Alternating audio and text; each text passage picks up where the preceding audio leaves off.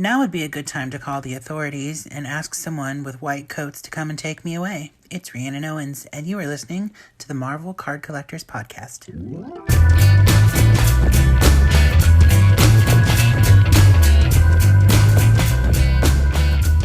Hello, everybody. My name is Ian Taylor, and you are listening to the Marvel Card Collectors Podcast, your weekly digest of hobby goodness.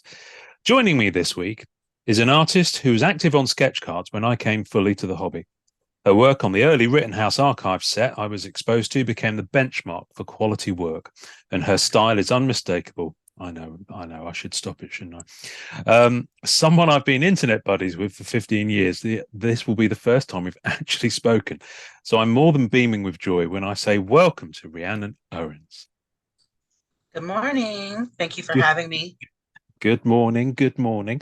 We it's like internet, it's like podcast bingo. This is because people will be taking a swig when I say the first thing, which is thank you for getting up super early. Because everyone always ends up getting up super early to join me on these things. That's very cool. I am notoriously known for not being a morning person. So I did go to bed early last night. I was like, I'm going to get up early and I'm going to get ready. And then when my alarm went off, I looked at it and I don't know why, but I just immediately thought, is this Eastern time that you sent me? Because I'm in Central. So I looked at your message and I was like, ah.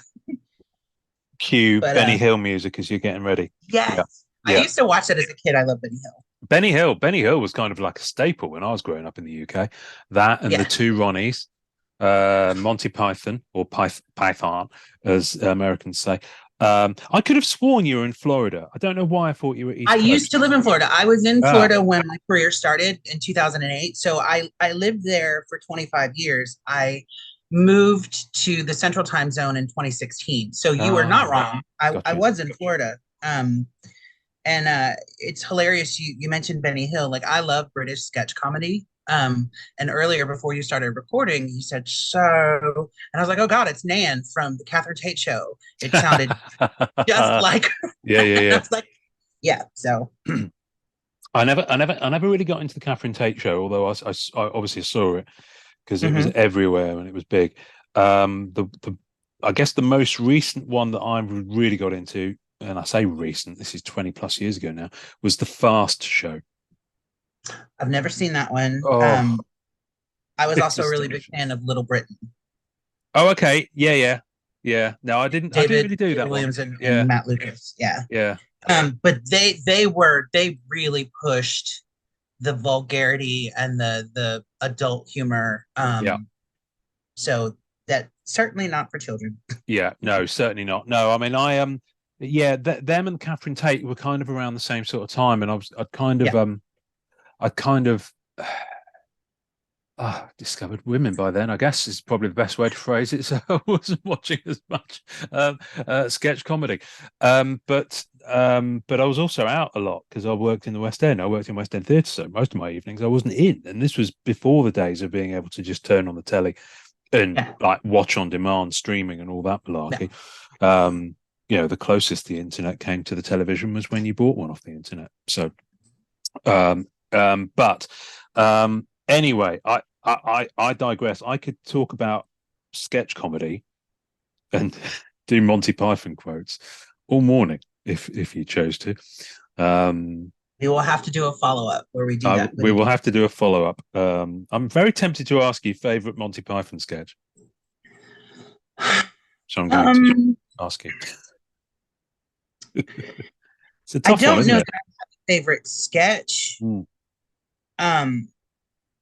But my favorite moment was the Bring Out Your Dead. And I'm not dead yet. What is that from? It's a movie. I think it's from it might be it might be that, or it's one of them, or Meaning of Life, it might be. I think it's the Holy Grail. Yeah. Meaning of Life. Mr. Creosote. Yeah. But it's Bring Out Your Dead and the rabbit. Yes, that's it. Nasty 20 teeth. Yeah. So I don't know why, but but the whole bring out your dead, and then there's the one person on the cart, I'm not dead yet. And it just became a running joke between some friends of mine and I all through high school. And then quite oddly, in very poor taste, when COVID hit, um, that whole line of "Bring Out Your Dead," like we were trying desperately to make light of a very dire Mm, situation, and so mm. it was the anybody in your neighborhood, bring out your dead. Yeah, It was horrible. It yeah, was really it's horrible. That's the thing. It is horrible, but it's kind of like at the end of the day, it's so horrible. It's like gallows humor, isn't it? You've got to find some way of dealing with it and laughing yes. with it. No, mine is we will talk about cards in a minute, people. Sorry. Mine is meaning of life, and it's not Mr. Career, so good that that is. Um, how are you feeling, sir? Better. Better, sir? Better get a bucket. I think I'm going to throw up.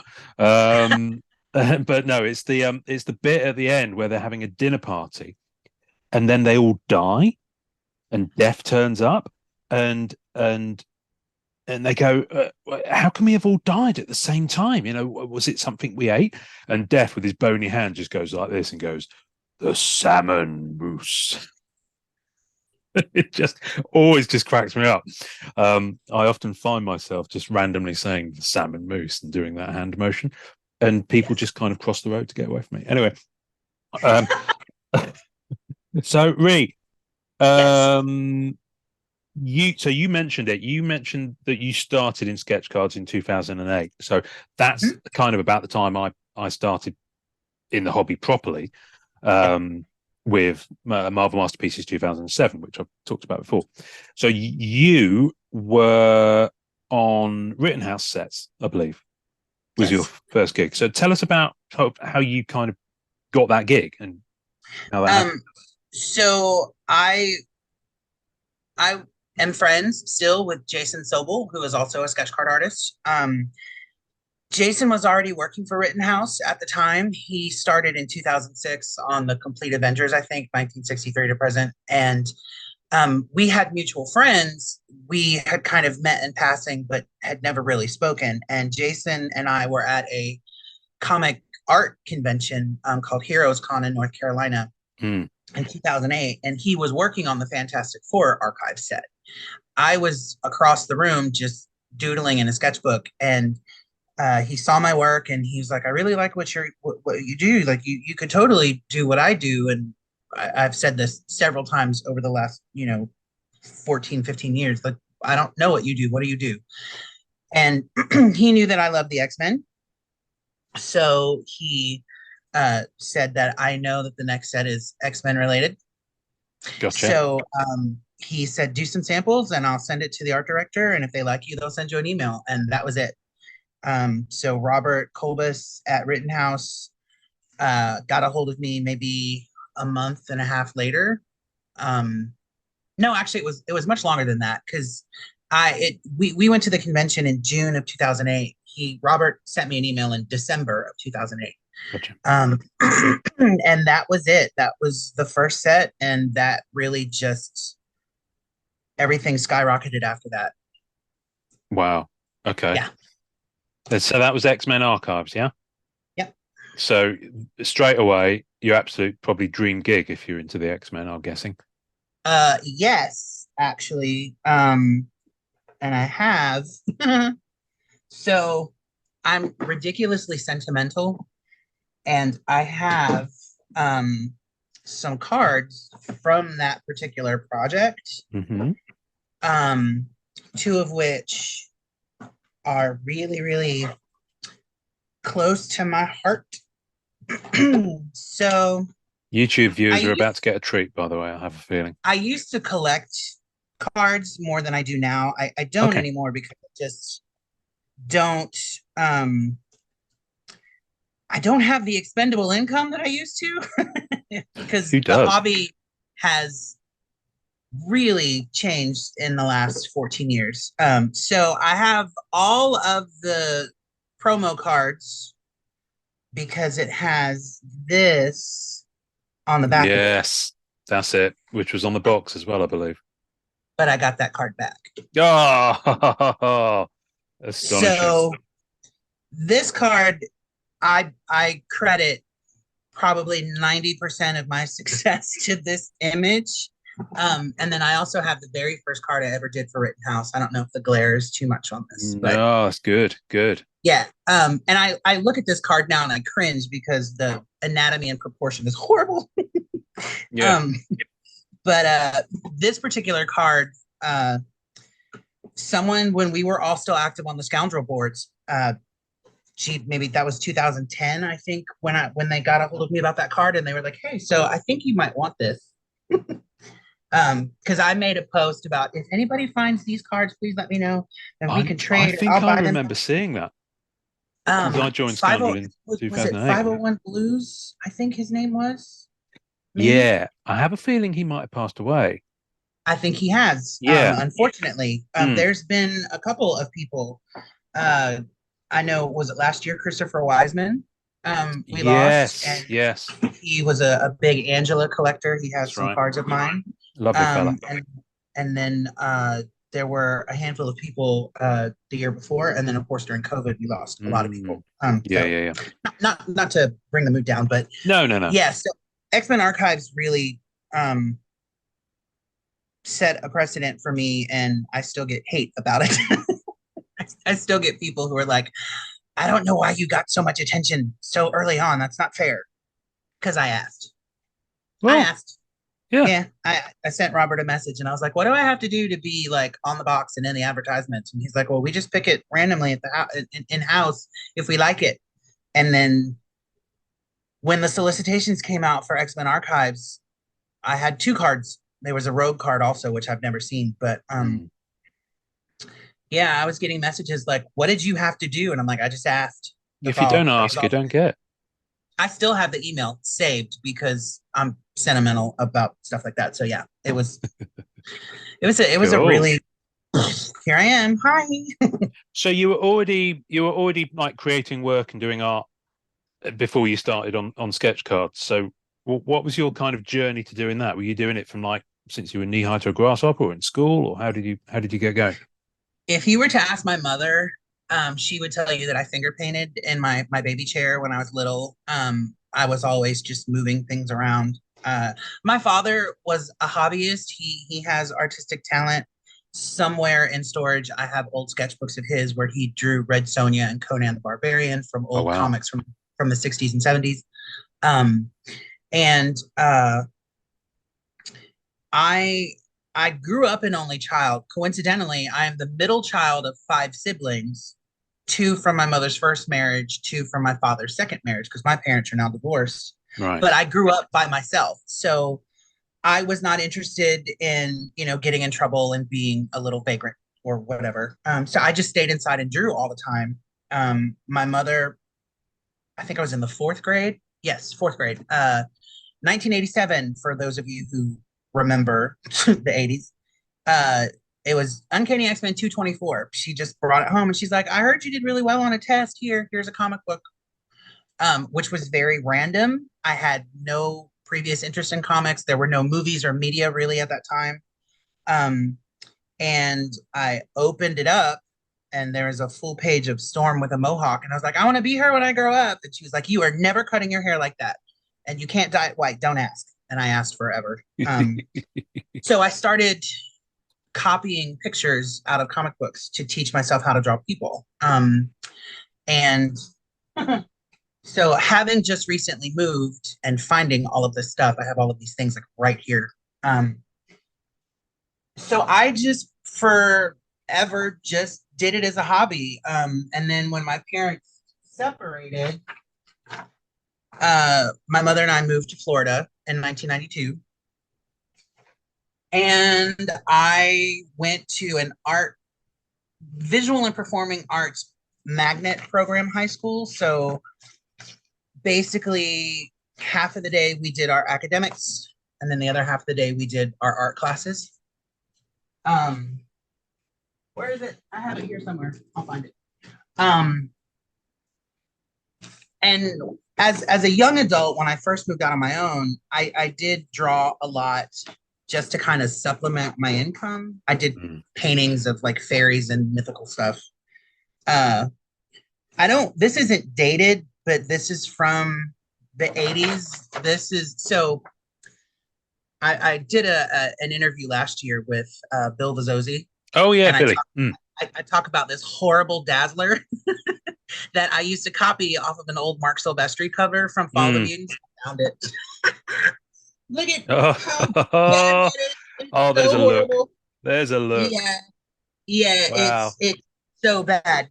This was probably from like '88 or '89. Wow. Um, so I've been drawing comics or comic content on my own just as a hobby for decades. But then when I met Jason in the earlier to 2000, was it 2007? No, we had to have met before then. I actually remember him coming into the store before he turned in the Avengers sketches, and he was showing our mutual friend, whose name is Donnie, and Donnie was like, you could go to comic conventions. You draw really well. So he kind of encouraged me to put myself out there. So I was going to comic conventions for 2 years before I got hired, Wow. and it really all just kind of fell into place. I was very lucky to have met who I met and been where I was at the time I was, because Yeah. literally like dominoes. Yeah. Yeah. Well, the one I discovered you on, because I came back into cards and then I discovered sketches. And the set I discovered you on, he says, reaching for his sketch card collection. Alexa, shush. Hang on a minute. There we go. Let's just unplug Alexa. Podcast 101. Always unplug Alexa because she usually makes an unscheduled guest appearance at some point during the episode. Oh, she just won't shut up. So these two. So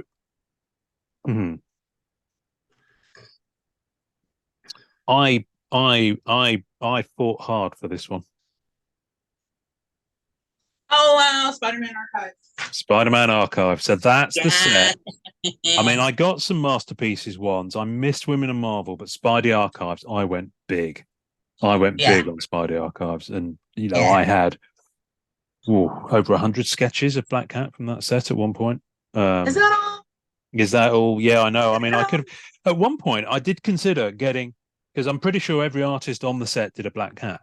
So I did Okay. consider doing that whole thing where you get like one sketch Like a from every master artist. sketch set, is that what they called it? Yeah, I think so. But I very quickly decided not to do that because I ended up hoarding certain artists. So yourself, who we got here, Kirsten Kirsten Allen. Allen. Yeah, I had loads of hers. Stephen Miller, Anthony Wheeler. I mean, yeah, all these people who, some of whom I'm not sure what they're up to these days. And yeah, and I think I had four of yours in this set. Two of them I've recently parted with because I had a massive trim down. But Yeah. these are the two that I kept. So that one, which will Yeah. never leave me. I absolutely love that. I just love the perspective on it. Looking up the building, the movement of it. I think it's Yeah. fantastic. And then I can see a little handwriting on the back. Little Black Cat. Hello. Uh-huh. Hello, Black Cat. And then this one, which is again very dynamic, very Black Cat Um, coming out. Yeah. you know what's funny is so I haven't seen some of these since I turned them in. I was super ambitious on that Spider-Man Archives project. Mm. And when I say ambitious, at the time, and I know some artists will probably scoff at this, but Rittenhouse required us at the time to do no less than 100 or 150 sketches. I was going to ask how many you did. Yeah, yeah. And I was like, I'll do 300, which I worked from home. I had left my part-time jobs because I was just going to be an artist, and I very naively walked away from everything and just dove into artwork. Not realizing that the turnaround time for getting paid for projects was not immediate. Although Rittenhouse was not bad about paying us more quickly than some companies do these days. But yeah, I they would seal their their blank cards in packs of 50, and then they would send these large boxes, like you could big enough to fit comic books in them. And I got 2 boxes because I did so many cards. And then when I counted through all of them, because I would always count them and then be like, hey, so the package arrived, this is how many cards. And I was honest to a fault. There's 3 more extra. So if I have time, I'll do those. Or if there were less, like there's only, for Spider-Man archives, there were only 297. I have a really weird memory for numbers. And it was the first project, because it was only the third I had done for Rittenhouse. I think I had four cards rejected. One was actually of Black Cat, and it was I remember it specifically, and it's been so long now. I'm sure I can talk about this without there being an issue. And whatever. So it was a horizontal card, and they had those borders, Yeah. like the guidelines. Right. So, and on the last one you showed me, there's only color in the central rectangle. That's right. The purple. Yeah. So I had turned it horizontal, and she was like laying on a pile, I think, of like loot, like bags of money and coins. Mm-hmm. But for some reason, to further show that she was kind of half in the rectangle, half out of it, kind of like she was crawling out of a hole, I had one arm and one leg and one breast just kind of like drawn outside of that rectangle. And so in hindsight, looking at it, it appears like her boob is falling out of the frame. Okay. And so there's just one breast just bloop. And so that got rejected. And then there was another one of Calypso, because she had such, open cleavage. And this was right around the time that I think Disney acquired the Marvel license. So they were really cracking down on anything that was too suggestive, which Rittenhouse was really good about. If we asked, hey, what did we do wrong so we don't do it again? Robert would actually email us back and go, well, my opinion is it could have been this. Whereas nowadays, if something's rejected, we're just like, why? And Upper Deck's like, we don't know. We get no feedback. So, yeah. So I have a lot of memories around Spider-Man. Good. I think we're about 25 minutes in, and the word boob has come into play. So this is good. We're doing well. Anyone who had boob on their bingo card for this week, take a swig right now. I'm just going to pop these back in here. I'm going to put you on top of Andre Toma. Oh, I've never met him, but I really like his work a lot. So do I. Yes, I only had a couple of his, and I had to keep. I'm just going to play Black Cat Show Off Week. I had to keep that one. Mm-hmm. It's just astonishing. There's something about the energy and the composition of it. I love it. His work reminds me a little bit of Bill Sienkiewicz. Yes. Yes, very much. There's a very graphic style to it, and sometimes the raw pencil. There's like almost like not almost. There's a fine art element to it, and sometimes the way he applies the medium, it reminds me of the old Bill Sienkiewicz New Mutants. That's right. Yeah, and of course he did a cracking. In fact, I found it when I was looking for something. I'm about to pull out and show you in a sec. And I found the Dazzler graphic novel, which has got his cover on, and I was just like, oh dear. Sound of Light and Fury, I think it's called. So good. Yes, that's it. Yeah. So Spider-Man Archives, and you were pretty much on most of the Rittenhouse sets I remember coming out before I kind of had a bit of a dip, I guess it's fair to say. I kind of I had a couple of years where I wasn't really buying cards, which was around 2013, 2014, the kind of last years that Rittenhouse had the license. Were you on kind of right the way through? I missed the first 2 years. So like I didn't do the first Avengers set. I was not on Fantastic Four. I can't remember what was in between those two, but from X-Men Archives, yes, the first Women of Marvel. From X-Men Archives on, I was on every set. Wow. And I was on some boxes, and I was in some solicitation ads. Robert and Steven were very just generous with me, I guess is a good word, because they kind of shoved me in people's faces often. And that opened up other doors for me, because they also at the time had the DC license. They had Marvel and DC together. Mm, And so I got to do my first DC work. I still have cool. a payment stub because it has the DC logo on it. And as a Oh, wow. kid who grew up teaching themselves, how to draw from comic books, like that was a big deal. Yeah, yeah, yeah. And then in 2009, after Spider-Man Archives, Jason again helped me get my foot in the door with Tops, and I started doing Star Wars. I was going to ask about Star Wars. Yeah. Yeah. So So, I have to attribute a lot of my getting into things to Jason okay. because he was very helpful with that. Does he still get a commission? No, yeah, I'm sure he wishes that he could, but I make sure to give him credit every chance I get. I No, will that's never. good. No, Jason's cool. In fact, Jason, I've not had Jason on the show. He has done an intro for us. Is he still doing sketch cards? Should probably know this. I don't think he does them like he used to. He's now a college art professor. Oh, Um, wow, okay. and coincidentally, last month, February or March, he did a Kickstarter project, kind of as part of a college. I don't know if it was a thesis, but as like a to prove that people can actually like make a living and sell artwork and be Yeah. successful at it. And he had his own creation, and he asked me to do a variant cover as one of the reward tiers. Wow. So he also now can be credited as me doing my first ever comic book cover, even though Oh, it's independent publishing. But I know I'm pretty sure that he had some sketch card reward tiers maybe. okay. Um, I don't know how often he does cards. We don't talk as frequently as we used to because I Yeah, don't yeah, yeah. see him. I don't live in Florida anymore. Mm, mm. But we've run into each other. I think the last time we ran into each other was at a Star Wars celebration show in Orlando, back when I still lived Gotcha. in Florida. Yeah, yeah, yeah. So it's been a couple of years, but we have kept in touch and commented and had conversations back and forth. Yeah, yeah. I could have sworn I had one of his cards in here, but for the life of me, I can't find it. So I'm going to stop looking because, quite frankly, I'm just distracting myself by looking at black cats.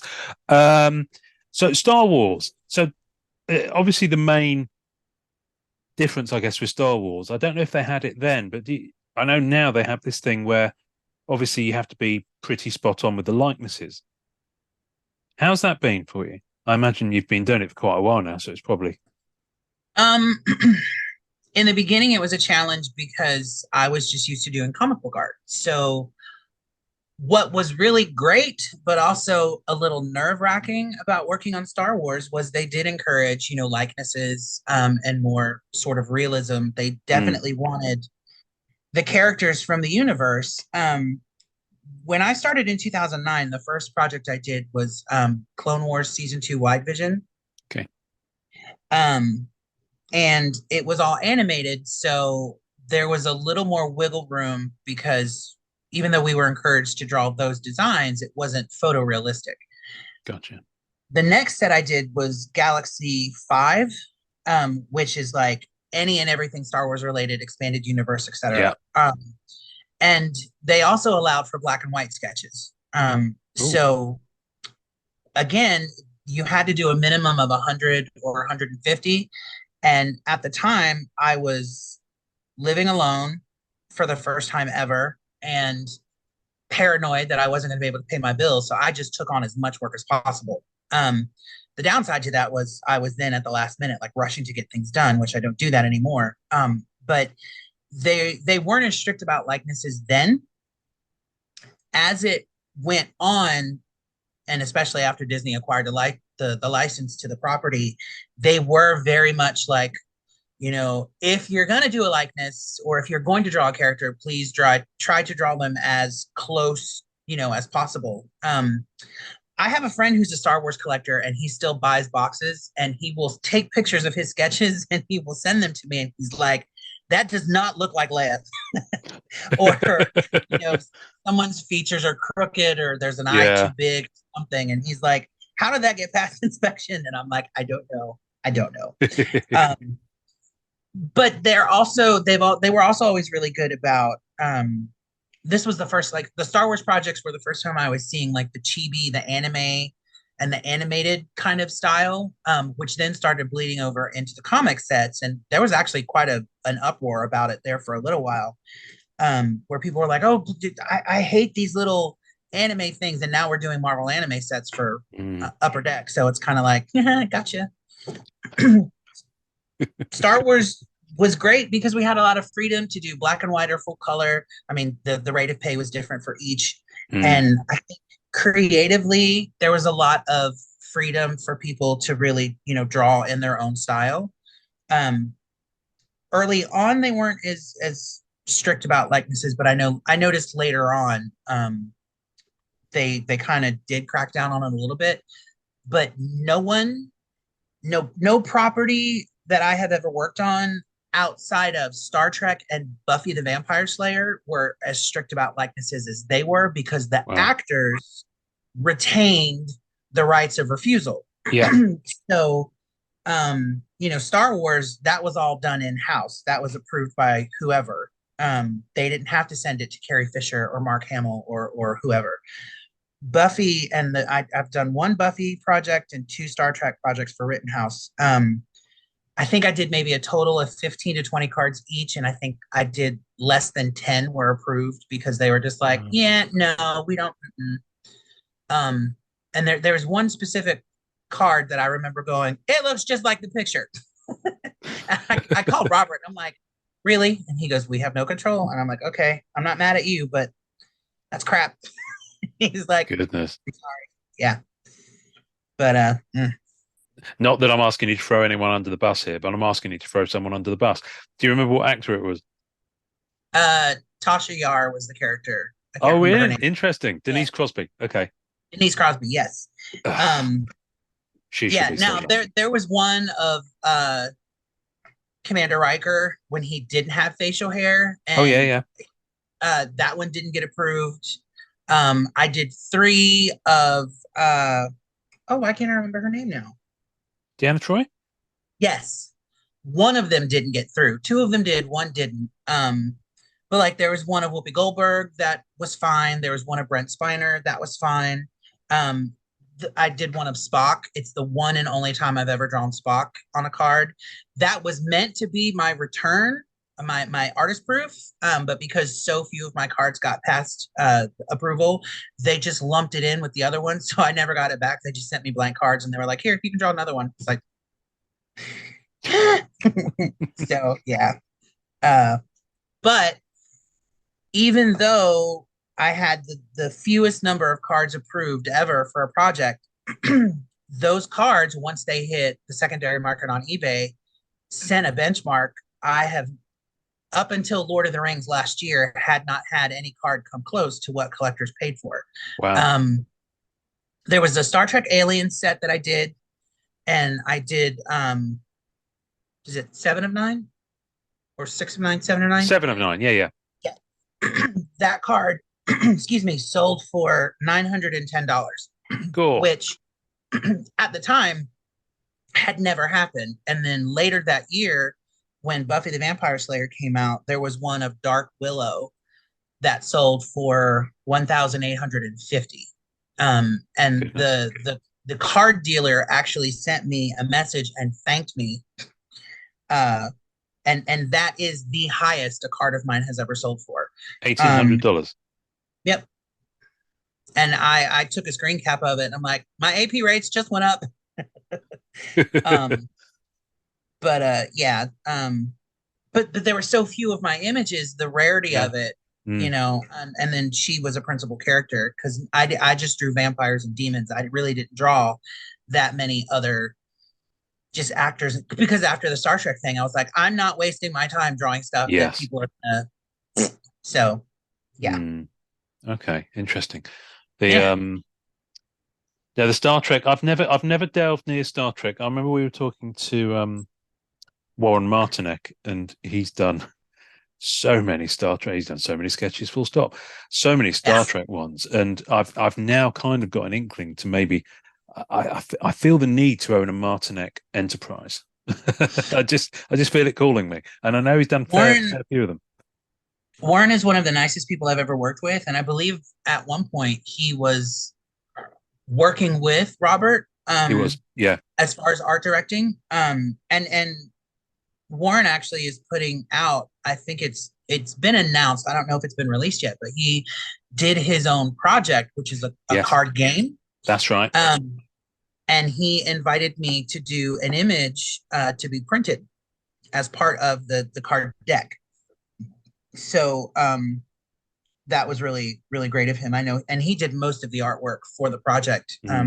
I got my comp copies, and it's like going through the card. It was Martinet, Perna, Martinet, Owens, Martinet. So he did probably 75% of the artwork for it. Wow. Okay. Yeah. He did, bless him. He sent us a preview. My former co-host and I sent us a preview of it, which I've got over there, that arrived just at the point that my house was entering remodeling. So I haven't had a chance to properly dive into it. And then Norrin left, and it's just been crazy since then. So Warren, if you're listening, I'll get back to you, because I want Warren to come on and talk about it, so we can give him a bit of airspace for it, because he very kindly sent the preview. So I feel a bit bad for not getting back to him. So remind me at the end of this. I'm going to send him a message at least to say, I haven't forgotten you. Stop burning the little candle doll you've got of me, because it really hurts. And I promise I'll get back to you. So I need to ask you a question now. I'm going to share my screen. I'm going to show you an image. Okay. And it's going to be this image. Okay. What's happening here? Talk to me, Rhea, because as someone who's been follically challenged for longer than I've been into trading cards, this picture, it impresses and scares me in equal measure. So where are you and what's happening here? That is San Diego Comic-Con 2017. And I'm in Artist Alley. Up in the corner behind my hair, you see the purple with the swirly line. That's your signature thing, isn't it? Yeah, that's my trade show banner with my name on it. So I was asked to do a sketch while being recorded, because they were doing an article on artists in Artist Alley. And then, of course, they wanted to take a picture of the artwork with the artist afterwards. So obviously Storm is my go-to, because it had to be done pretty quickly. Yeah. They were going to interview several of us. And because of my hair, they wanted, to have me do the thing. And it was kind of like a tongue-in-cheek haha, because it's Mohawk Storm and I have a mohawk on. Yeah. But yeah, I happened, someone said, did you know you're on the internet? I'm like, yes. And they're like, no, did you know you're on the internet with a mohawk? And I was like, yes. And they're like, did you know you're on the internet with a mohawk? There's an article about Comic-Con. And I was like, no. So they sent me a link. Yeah, this was part of an article that was written about artists in Artist Alley at comic shows. And it was just kind of funny. Whenever someone's like, hey, I just need you to do a quick, because they just wanted it to look like I was working on something. Yeah. And I mean, Storm's a go-to. And I think a lot of us, whenever people's like, can we have a head sketch? We just do a profile, because it's easy, it's fast. There doesn't have to be any symmetry to the features. And of course, I've drawn Storm thousands of times. I could probably draw her in my sleep. So it was like, I just have to look down and talk while they're asking me questions and pretend like I'm working on a commission. I think I still have that in my art portfolio. Okay. So inquiring minds need to know, real hair here? No. Okay. No. And it's funny because I again, Jason Sobel and I set up at New York Comic-Con in 2014. And at one point, I think he got irritated because everyone who came to the table would talk about my hair. Gotcha. And at one point he leans back and he goes, she's a really good artist too. Ask her about her artwork. Like, I think he just got tired of hearing about his hair. The story about the hair really quickly is that when I started doing conventions in 2007, I didn't have a trade show banner. I didn't have any signs or like, hey, this is me. I didn't have anything. I literally just sat at a table with stuff all over it. I went coincidentally to San Diego Comic Con in 2008. It was my 30th birthday. And I was like, I just want to do something silly. I'm away from home. So I had these are all hair pieces that I just kind of like stack in a row and then tease up really high and spray them. If I did that to my real hair as often as I used to travel, I would be bald. I mean, you and I would be twins. I would have no hair left.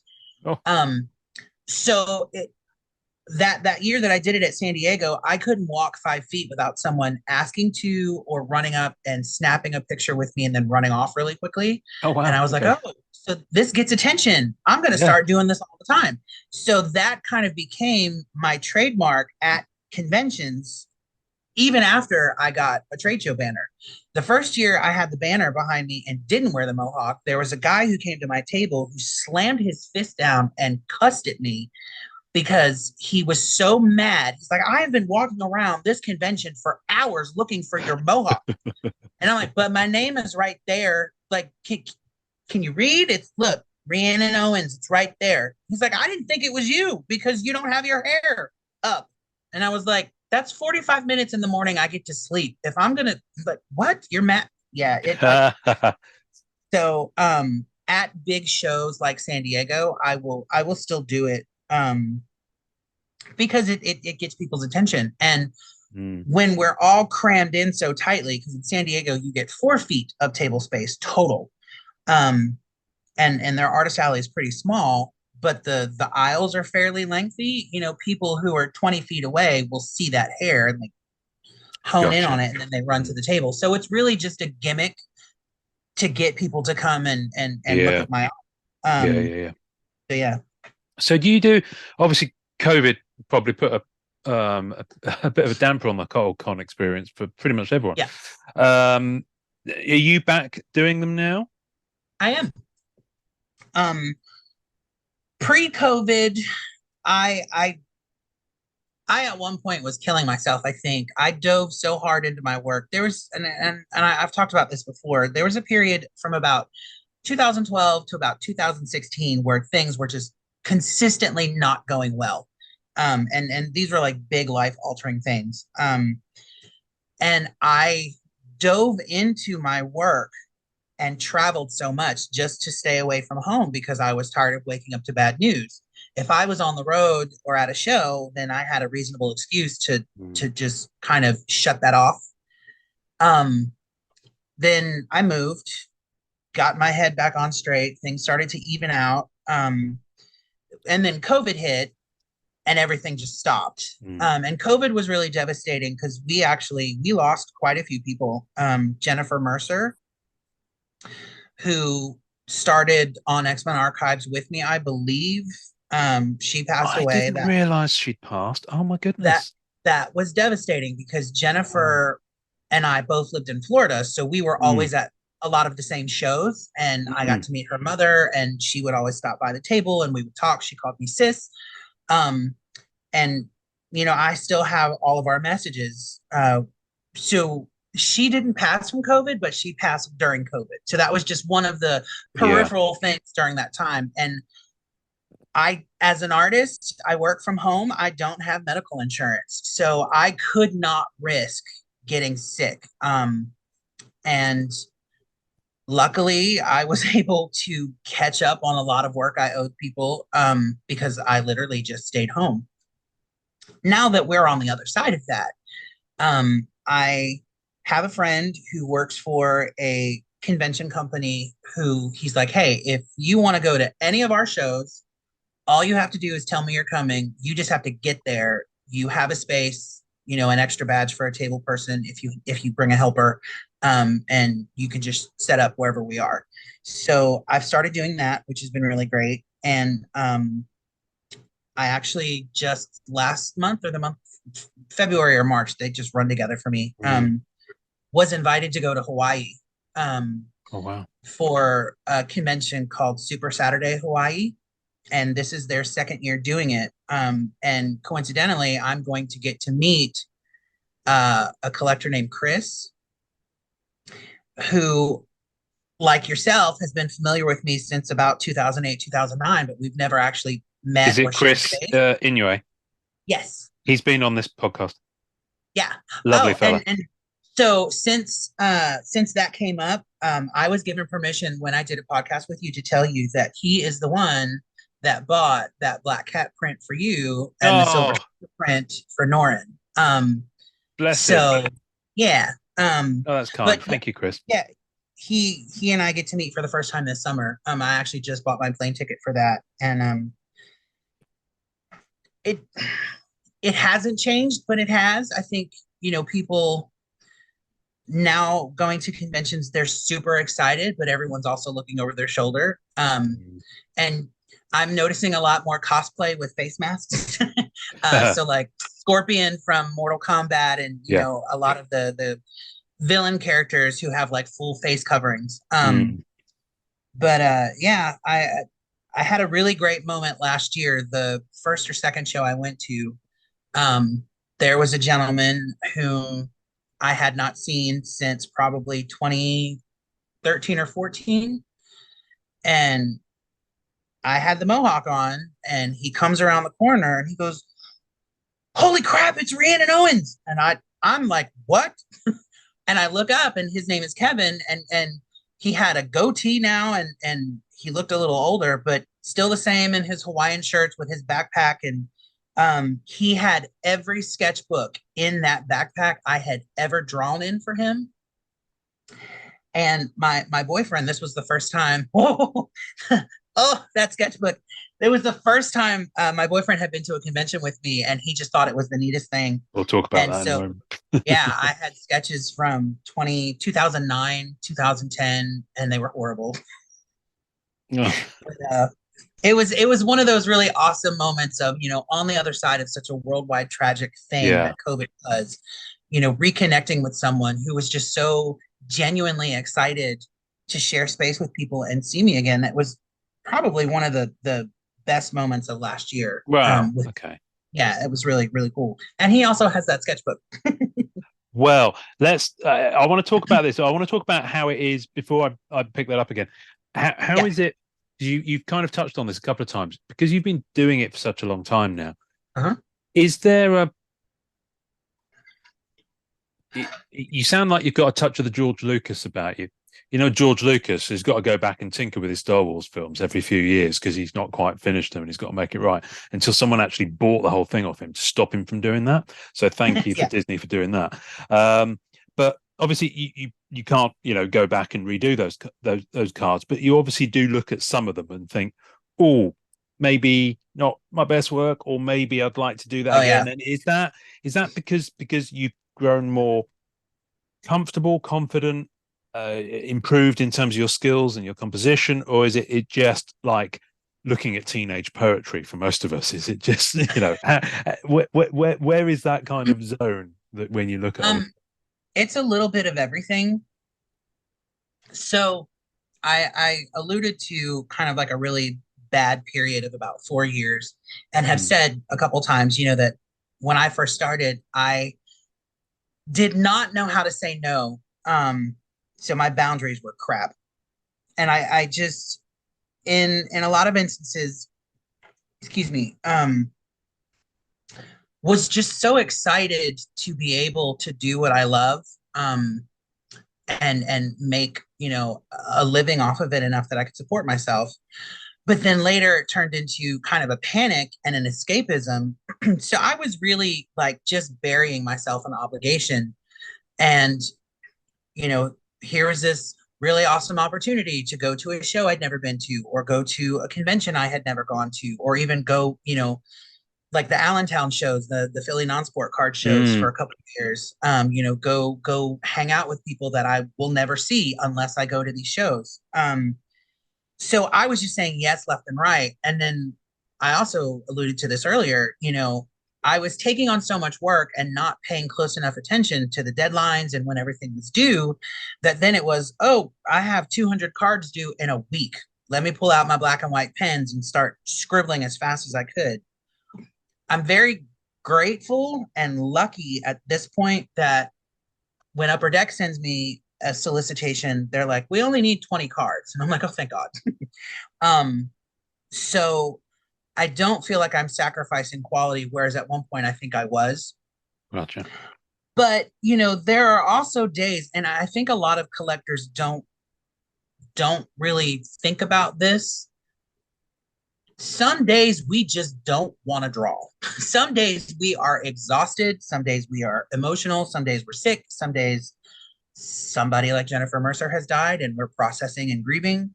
And it's just really hard to sit down and concentrate, even on a character like Storm that I've drawn 1,000 times, like a year. I just don't have it in me. Mm, So sometimes I do look back at my work and I'm like, oh, I know exactly where my head was when I did that picture or interesting. whatever.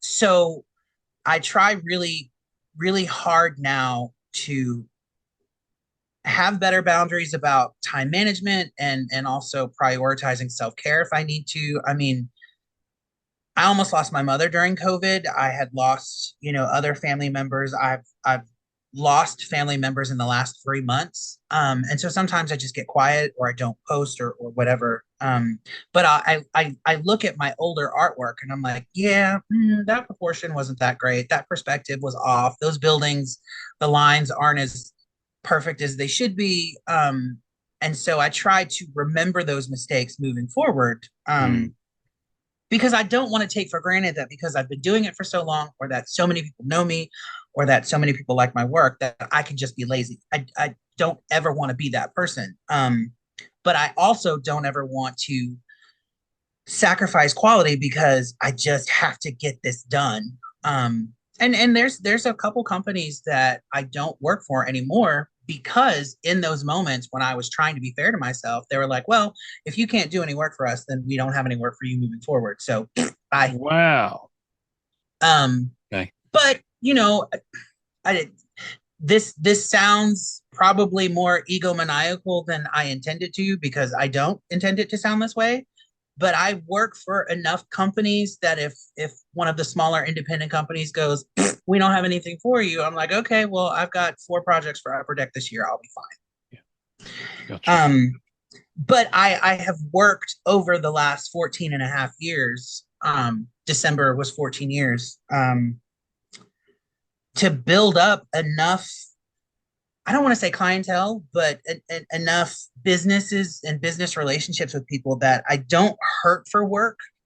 And I'm still getting messages from people who have known of my work since like you and I first interacted way Yeah. back in the day. And they're just like, I've always wanted a piece of your art in my collection. Do you have any APs available?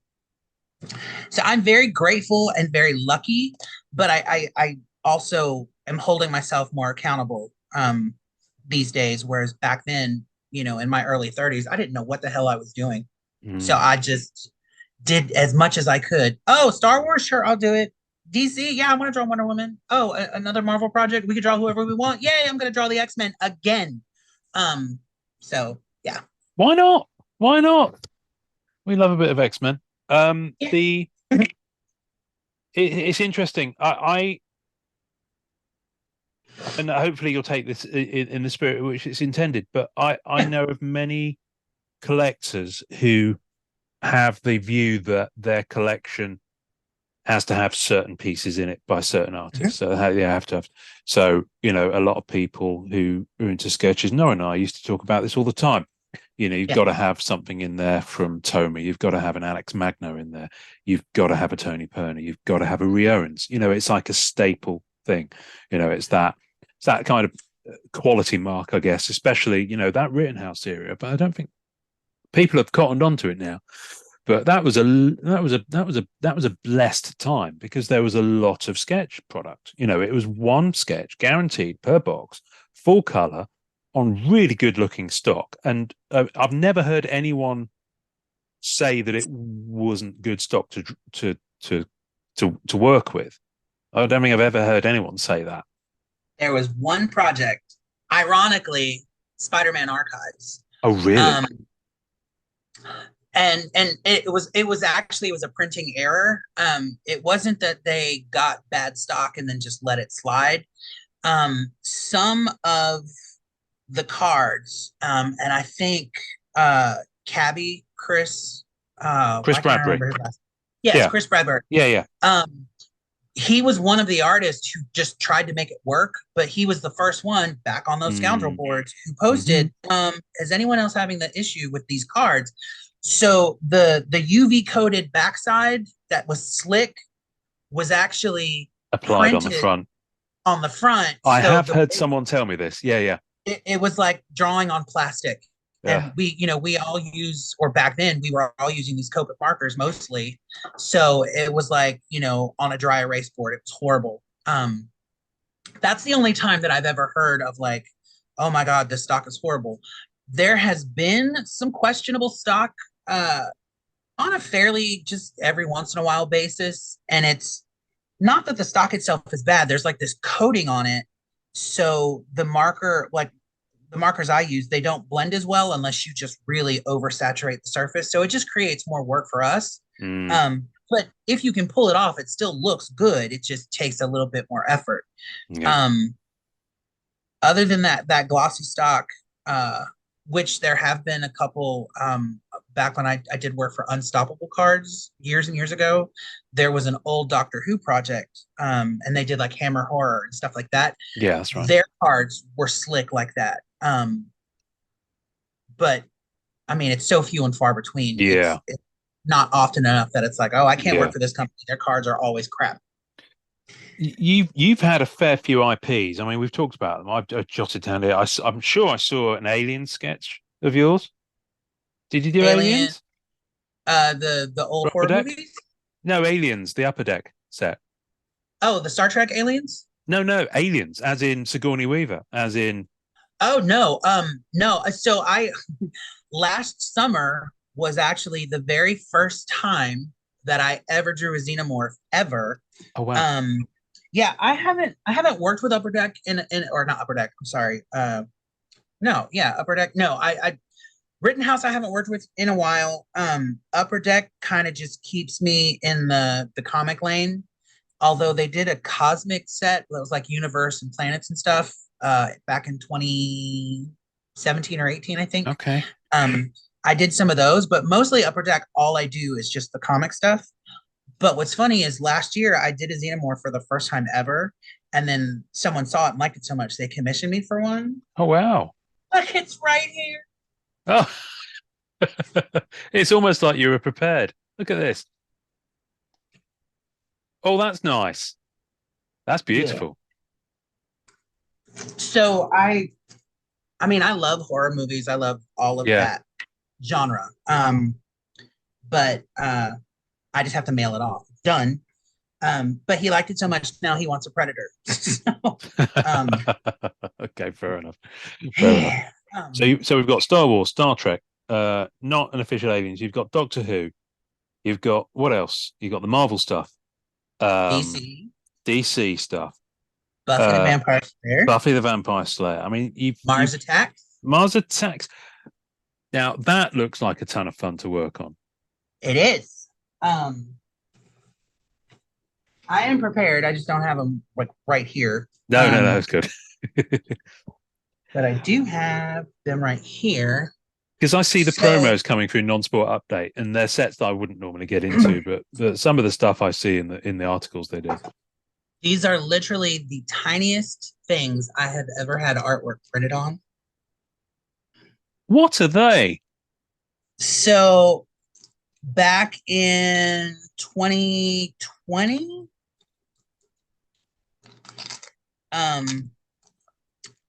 Sidekick Media, which is a division of Tops, asked me. Adam Levine was the art director. He says, "Hey, so you've done some Mars Attack stuff, yeah?" I said, "Yeah."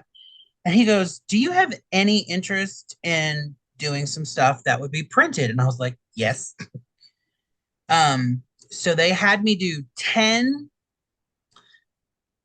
little images, and then they printed them as like vintage tobacco cards. Oh, yeah, that's the size they look like. Yes. So, oh my goodness me. Yeah, tiny. But then each one has a name, and then it has my name Oh, on the back of nice. it as well, which is Nice. really cool. What was really fun about these was there were a couple characters that they very much were like, okay, so here's this guy. Like this is an established alien general from some comic book or something. And then some of them had very specific costume designs. But I got to draw like national monuments. So like this is Mount Rushmore, this is the Eiffel Tower, Hmm. this is the Golden Gate Bridge, the Great Wall of China, Easter Island, Las Vegas, um, the Statue of the Redeemer in Rio de Janeiro, Taj Mahal, Stonehenge, and yeah, and each one is different. Um, so that was a lot of fun. I've done a ton of Red Sonja, Vampirella, Lady Death. Um, Red Sonja?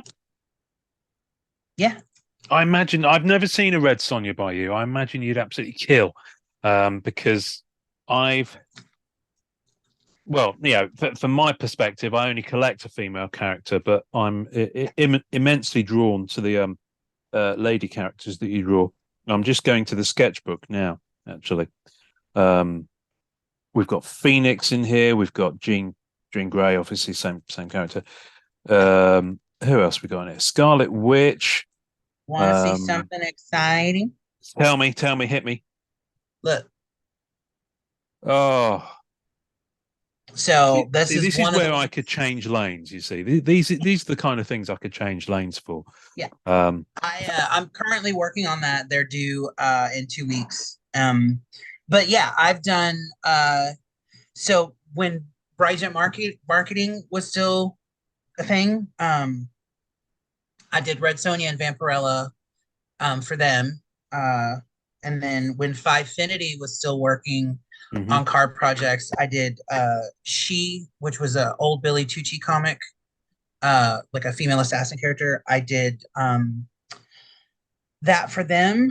Uh, I've done Hammer horror movies, the older Doctor Who, um, a lot of very scantily dressed women for Axbone. Yeah, yes.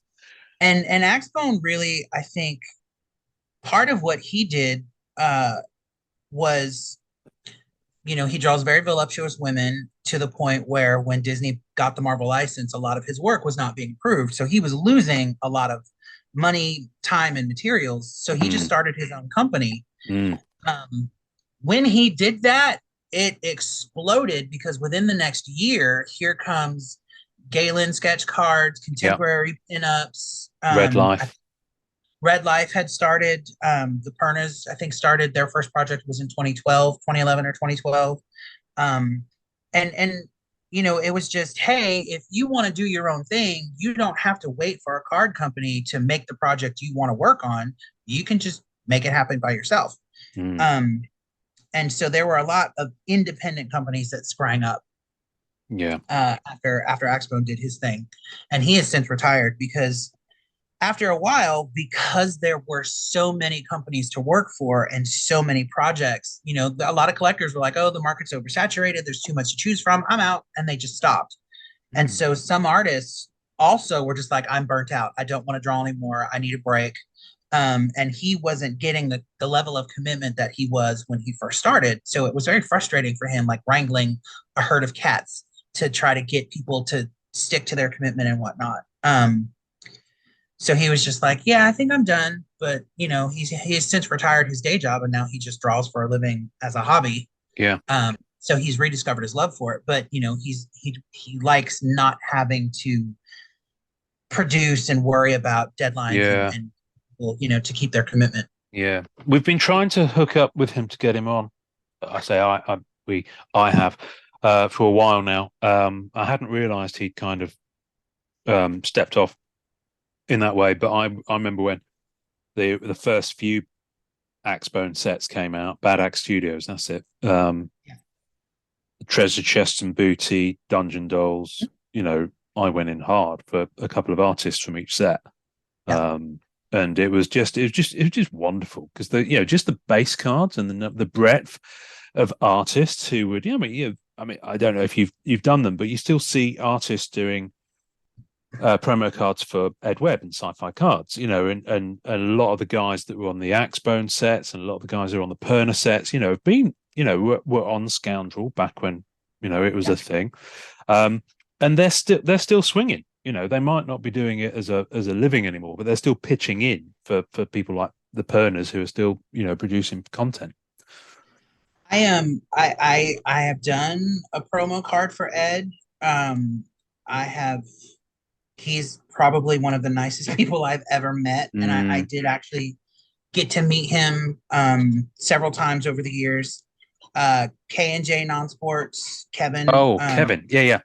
Also very nice. Card Bud, I think he is on eBay. Yeah. He was going to do a card set of his own at one point and actually paid a handful of us to do some artwork for it, but it never actually ended up happening. Okay. So these are all cards of my artwork that have been printed by a company. Oh, interesting. Okay. And it's just kind of like a little visual history of like the work that I've done. So like I have 9 from Dangerous Divas. I have 9 from Women of Marvel. All of my Axbone cards are in here.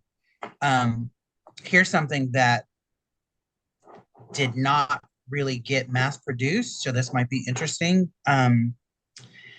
So Lady Death did this is Fivefinity. They did Lady Death and Hack Slash. Oh, Hack Slash, yeah. So this is my artwork on both sides of the card. This one is signed by Steven, who was the president of Fivefinity, and then also the creator of Lady Death. Gotcha. Yeah. There's only 5 of these cards in existence, or no, 5 of these because these are signed in silver. With it. And then there's 10 of these in existence because they're signed in black. And then these were the more common ones. It's signed by the creator on both sides. They sent those to me as a thank you because these were both sketch cards I turned in for the project. And they're like, hey, do you mind if we use these to make like a really rare off thing? And I was like, you can do what you want. So I have like little fun things like that. Treasure, Dress, and Booty, the first promo that I did. Beautiful. I love that set. And then Iconic Literature. Out of Greece. Achilles Kokonakis. Yeah. Yes. So I've done some cards for them. I mean, there's like literally, here's the card I did for Ed Webb like 10 years ago. That's right. I think I've got that. Promo for the Philly Non-Sports Card Show. Yeah. Yeah, I mean, there's like cards in here for a company. I did one and then they just never did another project. There's like a dozen here for Axbone because we did like promos and things like that. For me, it's just a little collected visual history of like what I consider milestones. Because a lot of collectors don't realize that our work doesn't always get printed or it's not always included. I mean, we'll do 100 sketches and maybe 60 of them never see the light of day because they get damaged in transit or they just those boxes that they get put in never get found. So yeah, it was just kind of like a little thing for me to kind of like when I really feel like I don't know if I can do this anymore, and I look at that and I guess I can. Yeah. No, it must be nice to look at. I do want to look at this sketchbook because I remember I bought this from you. It's back in 2010, 2011, I think. Yes, that thing is so old. And I've just realised I completely forgotten that. Of course, you did that in the back for me. Yeah. With my name on her collar. That's wonderful. Yep. I haven't seen that since I mailed it to you. It's wonderful. And that was something that I did on my own. And there she is. That card. That is my Ground Zero. Baby. Mm-hmm. Yeah. Even this, I had only been doing sketch cards for 2 years at that point, less than 2 years. Yep. And I I think I just self-published this just to do it because it was kind of like the normal thing. Yeah, loads of people were Um, doing them. and then 2 years later, I did a Kickstarter project. And let's talk about Kickstarter for a second. Let's talk about Kickstarter. So in 2011, and then right into the beginning of 2012, I did two back to back, one on my own and one with Axbone. The one with Axbone still has not been finished, which it is the thing that haunts me. That that particular Kickstarter project with him has been so difficult to finish, and I don't know if it's just that we're stubborn or we refuse to give up, but we are hell-bent on making it happen even 11 years later. So all the artwork is done, all of the rewards are done, they've been done for years. Now our issue is finding someone who can put the book together. So it's not a matter of we don't have a printer, because we do. It's not a matter of the artwork not done. It is. The person that, so when I did my Kickstarter in 2011, it was so overly funded that I just kept adding content to it. So there's two books from that one, and then a hardcover, which the hardcover was the main thing. The person who did those agreed eventually. He's like, yeah, if you want to do that book with Axbone, I can make it happen. So we were working on that during COVID, actually right before COVID hit. The rewards were done. I had posted updates on my Facebook page. And then his mother passed. Mm. And then his father, who has Alzheimer's, developed dementia so bad that he became his 24/7 caretaker. Yeah. And now it's like, he's like, hey, I'm still in, but now I'm in the process of getting married. I don't have the time to do it. So it's like, there's always something, but we're like, for anyone, because this has been brought up, and there have been a few moments, even on the Facebook group, where people have said, oh, well, what about this? You ran off with our money. No, we didn't. It's still gonna happen. It's just a matter of getting this guy to sit down and put the book together, because it's all ready to go. It's just not formatted. And Axbone and we have both tried on several different, like he has Photoshop, I have other programs to try to format it. And then when we've sent it off, they're like, oh, this isn't in the right format. We need you to convert the pages to this in order for us to print. And both of us are like, what? Like we have tried several times to get this thing finished. I even there's a folder on my Facebook art page of artwork specifically for this project. And I got messages from people going, don't show us everything before you make the book. We don't want to, like, we've been waiting so long. Don't take the surprise away. And then I was like, well, we can't. Damned if we do, damned if we don't. So for anyone who is waiting for that, we haven't forgotten. It's still going to happen. We're just trying to get this last part finished so we can put it out. Gotcha. That is something that comes up every once in a while. And so just so people know that it's like not something we've blown off. And they're like, well, why is it taking so long? Literally the month after the project was funded, Axbone's now deceased ex-wife was having blackouts and seizures literally at her work. She passed out and cold cocked her head on a desk. She was a special education teacher. Wow. I went and lived with him for 3 months to help look after her, because he had at one point taken so much time off of his day job that he was in danger of being fired because he just was never at work. Because I work from home and have the free time, I literally moved in with him for 3 months and sat in the living room at a makeshift desk just to keep an eye on her and take her to doctor's appointments so he could go back to work. Like we have tried so often over the years to try to get this finished, and it's always something. Because then once he got all the work to me, because this is a jam piece, right? So everything had to be drawn by him and colored by me. Once I got all the work, then it was like, oh, now it's my turn. This was when I started blacking out because my blood pressure was so high. This was when my daddy died. Like all this other stuff. And it's just consistently been one thing after another. Then it was COVID. It's it is something that we are like, we're going to get this done, but we just never know when it's going to happen. Yeah. So for Keep pushing. anyone who cares or anyone who wants to know, you are welcome to contact me. I'll give you the timeline. If you want the list of epic life kicks in the gut, I've got it all. So, but Hmm. yeah, I have a folder full of work. I literally have, look, everything's right here. Artwork that's going to be in it, reward tiers, like all kinds of just, it's just sitting here waiting to be put together. So, hey, if anyone can do It'll that, happen. Yeah, let me actually, know. this is the point. This we will probably have someone who's able to do that. Have you spoken to Ingrid Hardy? Because she did her I'm art of not. sketch cards books.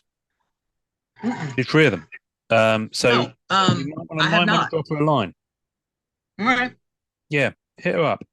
Because she does her own podcast now, Penciled In Podcast, which I don't know if you've been on yet, but I'm I sure have they'll be not. calling. I'm sure they'll be calling. They've been talking to all sorts of artists from all, because her and her co-host have worked with the many of the greats.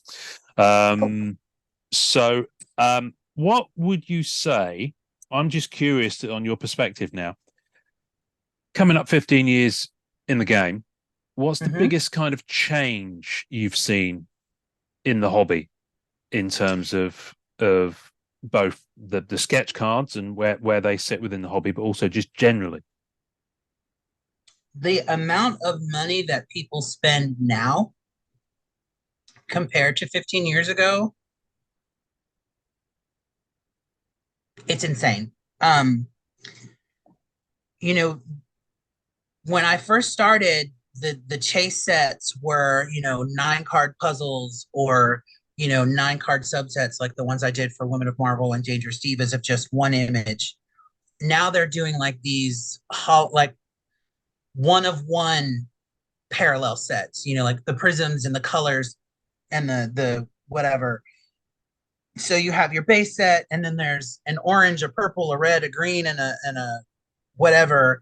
And each color is subsequently less and less copies of it. So it makes it more expensive or rare. People are still arguing about whether it's, smart to slab or grade your cards, but the amount of money they're spending, tens of thousands of dollars for one card. And then they get mad at us when they're like, your APs are $200. That's too expensive. Let me go buy a $20,000 one of one card. Like, I'm just like, okay. Um, so the amount of money that people are spending has definitely exploded. Mm, Uh, the number of sets, the amount of content has gone up a little. It hasn't changed, but Upper Deck will have me do 4 or 5 projects a year, and then there's another 3 or 4 that I didn't even hear about. So they're constantly soliciting artists, but they're congruently running maybe 3 or 4 projects at a time. okay. Like I had a deadline last month. I have 2 deadlines this month for them. We've already talked about 2 more coming later in the year. So there's a little bit more content. And I think some things that haven't changed. I mean, there's obviously still such a wonderful fan base of people who love the new artwork, the collecting, the hunting, Mm, um there's still that same level of, hey, I know you're looking for this, and they'll tag someone in a comment, hey, was it you that had this? He's looking for it. Or, that kind of yeah, camaraderie and friendship, which is really yeah, great. That's one of my favorite parts of the hobby, because when I was collecting, people were, it wasn't just that, oh, she's an artist, like we have to kiss her ass. It was, oh, I know you really love this. If I find it, I'll let you know, or I'll yeah. steer you in the right direction. I love that. That to me is what is the better part of this community.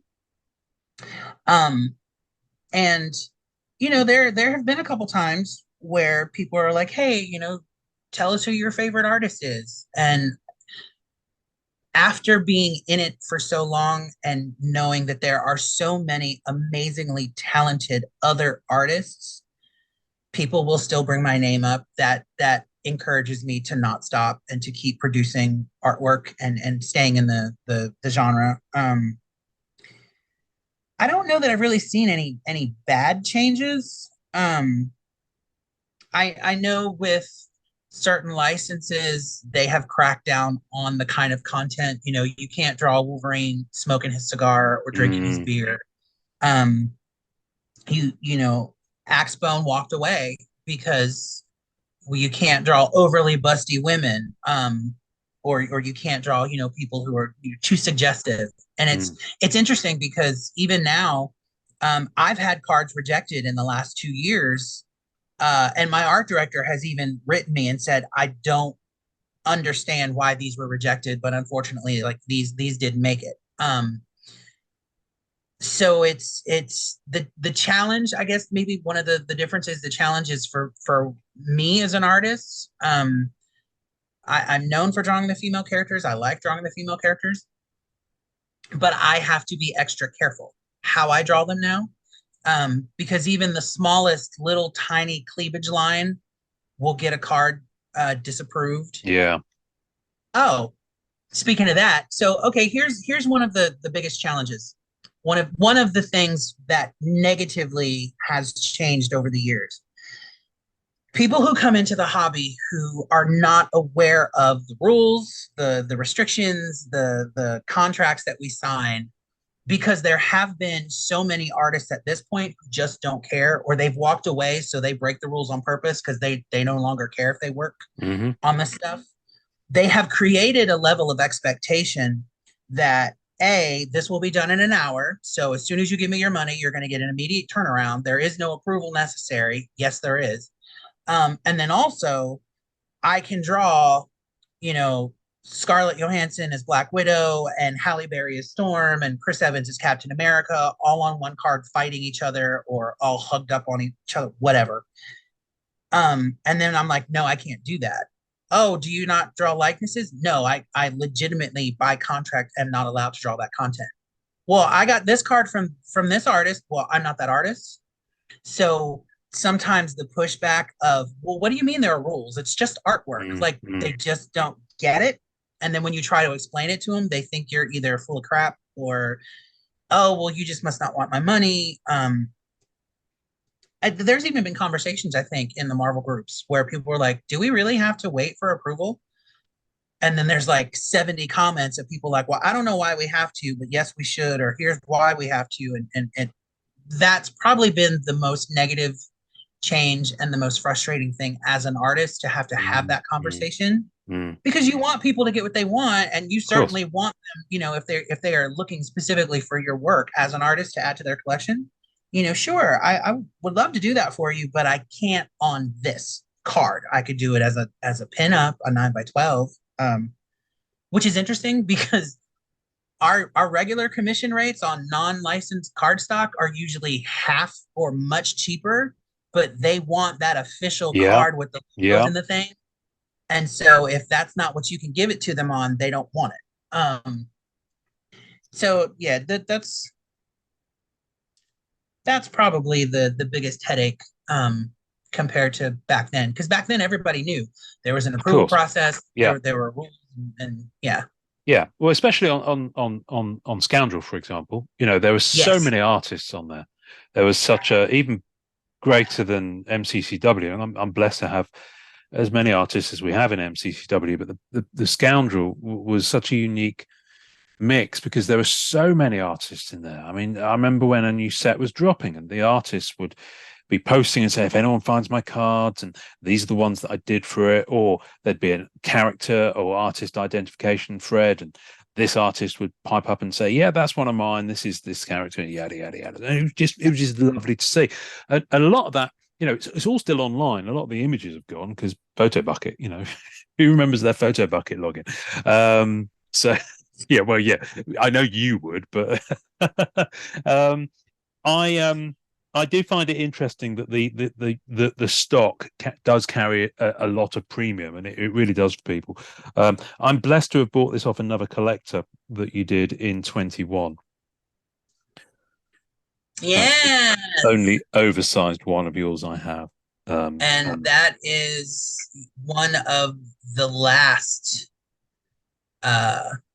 Rittenhouse blanks I had. Beautiful. I'll just put that in close. I mean, that's what's that broken glass going on there? It is, isn't it? She's just smashed her way through a window. I love it. Yep. I love it. I think there's some coins floating in the air as well. There are, and you've done them in gold ink. Yeah, this is brilliant. I love the light in this room. I'm able to see that. I love that you've had that card for a little while, and you are still just seeing these details. But I do.